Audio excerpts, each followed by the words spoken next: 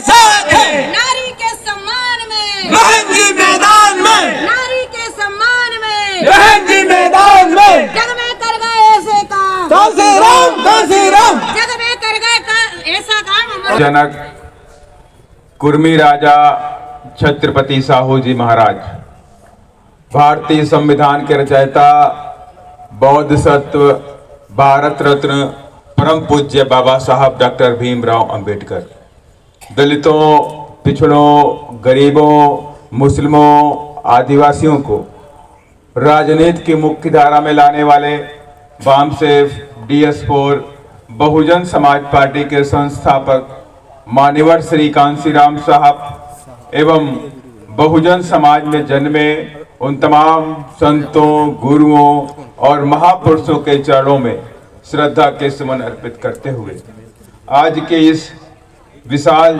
जनसभा एवं रैली में हमारे बीच में उपस्थित प्रदेश के प्रभारी श्रीकांत जी, प्रदेश के प्रभारी रमेश डाबर जी, प्रदेश के अध्यक्ष इंजीनियर रमाकांत पिप्पल जी, जोन प्रभारी अमीन लाला जी, जिला प्रभारी श्रीमती उषा मौर्य जी, जिला प्रभारी बसपा इंदौर सुनील अहिरवार जी, जोन प्रभारी संजय सोलंकी जी, इंदौर उज्जैन जोन, साथ ही धीरेन्द्र निराला जी, दिनेश मरमठ जी, KP गंगोरे जी, ब्रजेश कन्नौजी जी, राम भजन तंबोले जी, दीपचंद्र अहिरवार जी, प्रकाश बरदीजे जी, कांसीराम भालसेजी जी, नासिर खान जी, ईश्वर लाल मकवाना जी, रामचंद्र अहिरवार जी, अमृतलाल बिन्नी जी, सुरेश वैद्य जी, साथ ही इधर इकट्ठे हुए जिले के अध्यक्ष, जिला उपाध्यक्ष, जिला महासचिव, सचिव, कोषाध्यक्ष के साथ ही विधानसभा के तमाम विधानसभा के अध्यक्षगण, विधानसभा की समस्त कमेटी, BVF के जाबाज सिपाहियों, दूर दराज से आए हुए माताएं, बहनें, युवा साथियों, पितृतुल्य बुजुर्गों, आप सभी लोगों को मेरी तरफ से क्रांतिकारी जय भीम। क्योंकि आज जो इन्होंने विषय दिया, देश में बढ़ती महंगाई, भ्रष्टाचार व बेरोजगारी के साथ साथ मध्य प्रदेश में खासकर अनुसूचित जाति, जनजाति, गरीब व धार्मिक अल्पसंख्यकों पर हो रहे अन्याय, अत्याचार के विरोध में एवं संविधान बचाओ आंदोलन के तहत ये आज की ये सम्मेलन बुलाया गया है और जिसमें आप लोगों ने बड़ी संख्या में इंदौर के अंदर मालवा की धरती पर पूरे जोशो खरोश के साथ में आपने आज एक कदम रखे हैं और ये कदम ये मील के पत्थर साबित होंगे। ये कदम भारतीय जनता पार्टी के लिए कील साबित होंगे। साथियों, जो अत्याचार आज पूरे प्रदेश के अंदर हो रहा है और जो अत्याचार पूरे देश के अंदर आज दलितों पर, आदिवासियों पर हो रहा है, वो आपसे किसी छिपा हुआ नहीं। चाहे पूरा देश के अंदर मध्य प्रदेश हो, चाहे बिहार हो, चाहे उत्तर प्रदेश हो, चाहे राजस्थान हो, जिधर भी देख लो उधर दलितों के साथ में, आदिवासियों के साथ में, गरीबों के साथ में आए दिन अत्याचार होता है। होता है कि नहीं होता है? हुआ कि नहीं हुआ? नीमच की घटना है, आदिवासी परिवार को मार दिया गया, आदिवासी बच्चे को ट्रक में बांध के खींच खींच के मार दिया गया। अभी दमोह की घटना है कि दमोह के अंदर जो दलित अहिरवार समाज के बच्चे रहते हैं, 5 से 7 मकान थे गांव के अंदर, उस मकानों को खाली कराने का आदेश दे दिया गया। और सामंतवादी सोच के लोगों ने कहा कि दिवाली से पहले मकान खाली कर दो, इस गांव के बाहर चले जाओ, यहां कोई दलित नहीं रहेगा। कुछ लोग डर के उन्होंने घर खाली कर दिया, खाली करके गांव के 1 किलोमीटर आगे जाके बस गए। लेकिन एक परिवार नहीं गया, उस परिवार के लोगों ने कहा मेरी पुश्तैनी जमीन है, मेरा पक्का मकान मेरा अपना है और यहां मेरे पुरखों की जमीन है और मैं कैसे गांव खाली कर दूं। और दिवाली से पहले उनको अल्टीमेटम मिलता है कि दिवाली से पहले खाली करके भाग जाओ, वरना दिवाली के बाद पूरे परिवार को मार देंगे। परिवार डरा नहीं, परिवार वहीं रुका रहा। और दिवाली की सुबह आप सबके संज्ञान में घटना आई कि किस तरह से पूरे परिवार पे गोलियां बरसाई गई, 3 लोगों की मौत हो गई और परिवार की बहू, छोटा बेटा, उनके पैर में गोली लग गई। वो डर के मारे बचनी जान बचा के किसी के मकानों में छिप गए, उनकी जान बच गई। लेकिन जो 3 लोग भाग नहीं सकते थे, जिनके गोली लगी, वो वहीं पे गिर गए। और उसमें जो एक जो उनके पिता था, घमंडी अहरवाल शायद नाम था, घमंडी अहरवाल को फालिश मारी हुई थी पूरी बॉडी के ऊपर। वो माने चलने फिरने लायक नहीं था, उसको भी गोली मार दी उन लोगों ने, उसको भी गोली मार दी। और वो उसको चेक किया कि कहीं मर जिंदा तो नहीं है लोग, जाकर के नब्ज को टटोला और खींचकर तीनों बॉडियों को लेकर आए और बड़े बड़े पत्थरों से उनके सर को कुचल दिया। ये नरसंहार होता है दलितों के साथ में। और आप वोट देते हैं किसे? कांग्रेस और बीजेपी वालों को, जो तुम्हारी रक्षा नहीं कर सकते, उन्हें आप वोट देने का काम करते हैं। मैं चैलेंज के साथ में कहता हूं और कसम खा लीजिए बाबा साहब की कि 2023 में अपने हाथी चुनाव को, हाथी को वोट देंगे। और फिर मैं चैलेंज करता हूं मुंडे मवालियों को, तुमने अगर अपनी मां का दूध पिया है तो एक भी दलित आदिवासी बहन बेटी की तरफ आंख उठा करके देख लेना।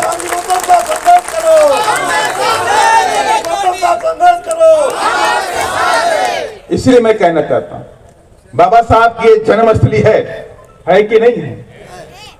और जन्मस्थली से आज हमें संविधान मिला, इसी जन्मस्थली से आज हमें जीने का भी अधिकार मिला।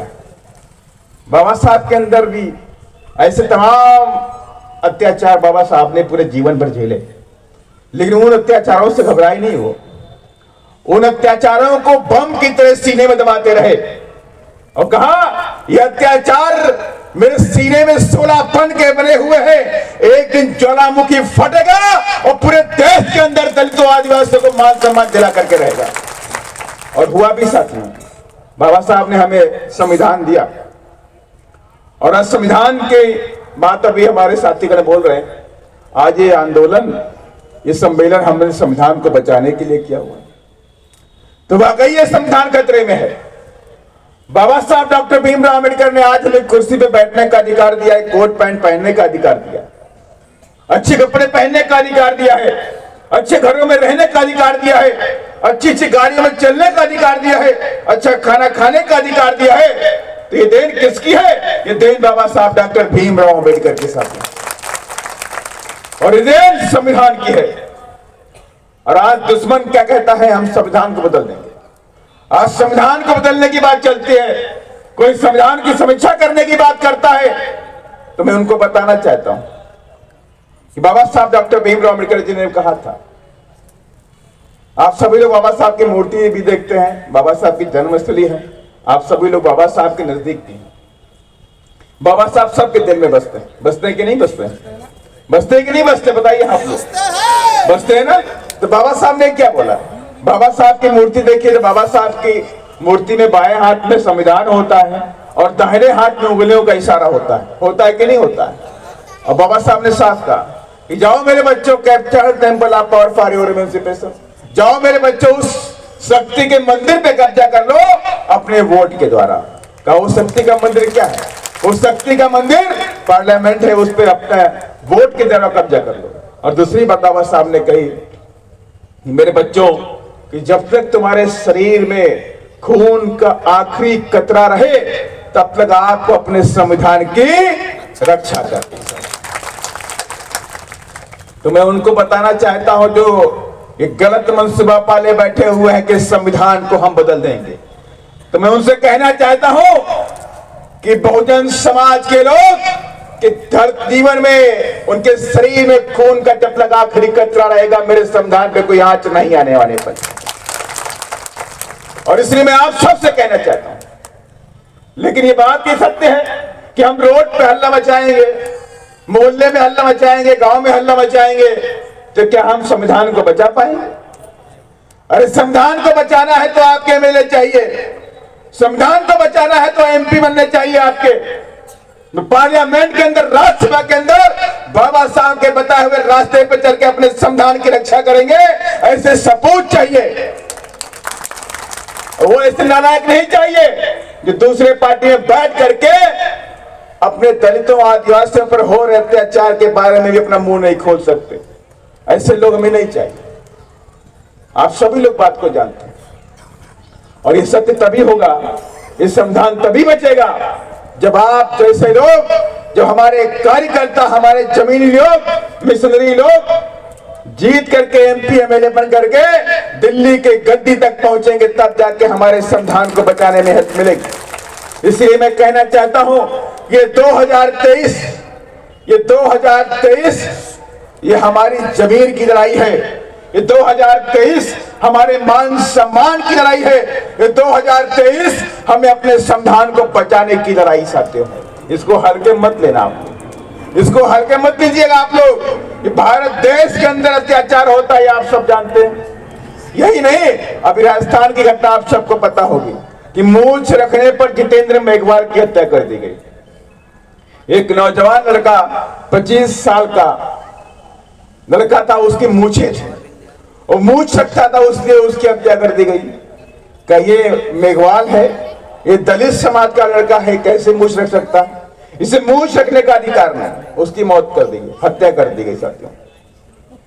और इसी राजस्थान के अंदर कांग्रेस की सरकार भी वहां पे है कि नहीं है? जो लोग एक गलत फहमी में हो कि बीजेपी से अच्छी कांग्रेस, में उनसे बताना चाहता हूं कि कांग्रेस की सरकार कहां है, राजस्थान में है कि नहीं है? और कांग्रेस की सरकार में ही इंद्र कुमार मेघवाल की घटना घटी नहीं घटी कि मटके से पानी निकाल के पी लेने से इंद्र कुमार मेघवाल को इतना पीटा गया कि 1 महीने बाद उसकी मौत हो गई। उसके दिमाग की नसें, कान की नसें, आंख के नीचे की नसें, सारी नसें फट गई। इतना बेरहमी से उसने उसको पीटा, उसकी भी मौत हो गई। और यही घटना आज से अगर मैं 100 साल पीछे जाऊं तो बाबा साहब के साथ में हुई थी। बाबा साहब ने भी शायद किसी मटके से पानी निकाल के पी लिया था। पिया नहीं पिया था? बताइए मुझे, पिया नहीं पिया था? तो क्या टीचर ने मारा? टीचर नहीं मारा, नहीं, क्योंकि खौफ था कानून का, खौफ था अंग्रेजों के कानून का। डांट कोई पानी चपरासी से बोला, चपरासी से कहा टापा अम्बेडकर को पानी पिलाओ, बोला नहीं बोला। लेकिन अब क्या हुआ? देश आजाद हो गया, 75 साल हो गए देश को आजादी के। देश के अंदर संविधान लागू हो गया, देश के अंदर आर्टिकल 15 लागू हो गया, ऊंच नीच की भावना खत्म हो गई संविधान के अनुसार। लेकिन इसी देश के अंदर एक दलित का बच्चा अगर मटके से पानी निकाल के पी लेता है तो पीट पीट के मार दिया जाता है उसको। इसीलिए मैंने कहा ये अत्याचार न रुके हैं न रुकेंगे। ये अत्याचार आज से नहीं हो रहे हैं। मेरे लखीमपुर खीरी उत्तर प्रदेश घटना बताता हूं मैं आपको। 2 सगी बहनें थी, 2 सगी बहनों को घर से उठा लिया गया, दिन में उठाया गया, उसकी मां चिल्लाती रही और दोनों को उठा करके 10 से 12 लोगों ने उसे बलात्कार किया। और बलात्कार करने के बाद उन्हें मार करके टांग दिया गया, पेड़ के ऊपर टांग दिया गया। साथियों, ऐसी घटना ऐसे मध्य प्रदेश में भी नहीं होती कि मध्य प्रदेश में होती, उत्तर प्रदेश में नहीं होती, या उत्तर प्रदेश में होती, राजस्थान में नहीं होती। पूरे देश के अंदर आज दलितों पर, आदिवासियों पर, गरीबों पर अत्याचार होता है। और ये अत्याचार कैसे खत्म होगा? और अत्याचार कौन खत्म करेगा? क्या अत्याचार कांग्रेस खत्म करेगी या अत्याचार बीजेपी खत्म करेगी? अगर इन लोगों ने अत्याचार खत्म किया होता तो आज बीजेपी की सरकार मध्य प्रदेश में है कि नहीं है? है कि नहीं है? लेकिन मध्य प्रदेश की सरकार, मध्य प्रदेश में बीजेपी की सरकार है और बीजेपी की सरकार में ही अभी आपने देखा किस तरह से दिवाली में दलितों को मार दिया गया। और यही नहीं, इससे पहले कांग्रेस की सरकार थी और कांग्रेस की सरकार में भी 2 दलित बच्चों को पीट पीट के मार दिया गया था, क्योंकि वो दलित बच्चे वाल्मीकि समाज से थे और उन लोगों ने किसी के हैंडपंप पे पानी पी लिया था और पानी पीने की वजह से उसे पीट पीट के मार दिया गया। और यही नहीं, उसी शिवपुरी के अंदर एक दलित बिरादरी का बेटा किसी दूसरे मोहल्ले में जाके पानी पीने के लिए जाता है, पानी भरने के लिए जाता है बाल्टी लेकर के, तो ऊपर से बैठा सामंतवादी सोच का आदमी उसे वहीं से गोली से मार देता है साथियों।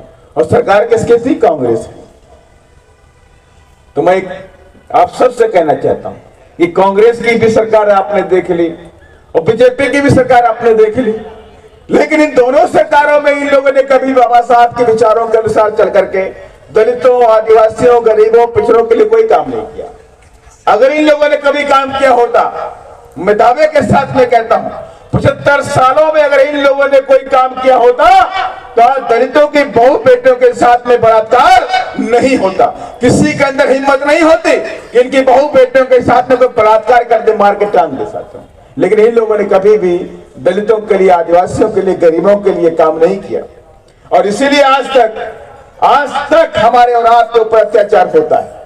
और मैं आप सबसे कहना चाहता हूं, नहीं बीजेपी वाले लोग सकते, न कांग्रेस वाले लोग सकते हैं, मैं दावे के साथ में कहता हूं, जिस दिन नीला झंडा हाथ में निशान भोपाल की विधानसभा में फहराएगा और ये हाथी इंदौर से चल करके भोपाल जाएगा, उसी दिन अत्याचार मध्य प्रदेश में खत्म हो जाएगा, उसी दिन खत्म हो जाएगा।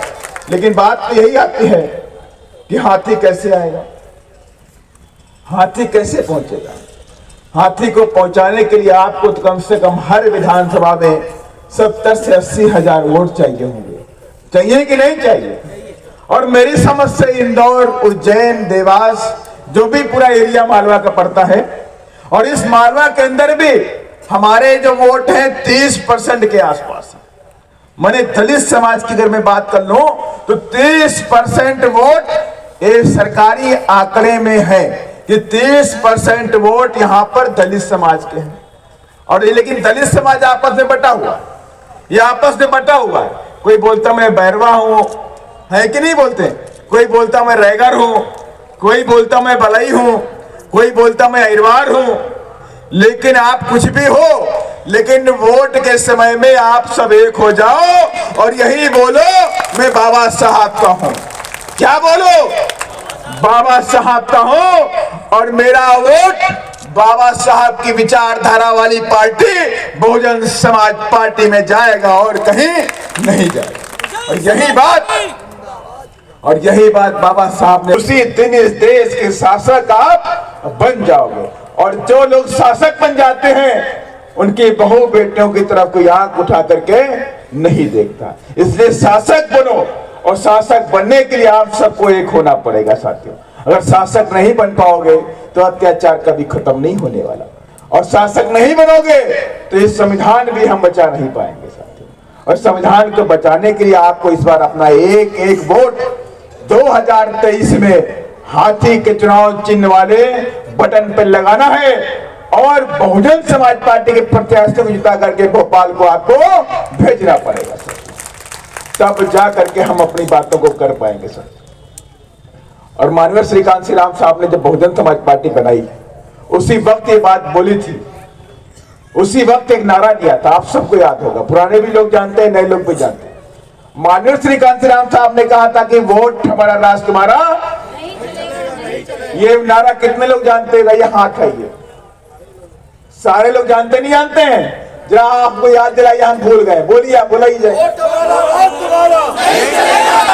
भाई, आप याद मत दिलाइए संजय जी, संजय जी आप नहीं। Very good.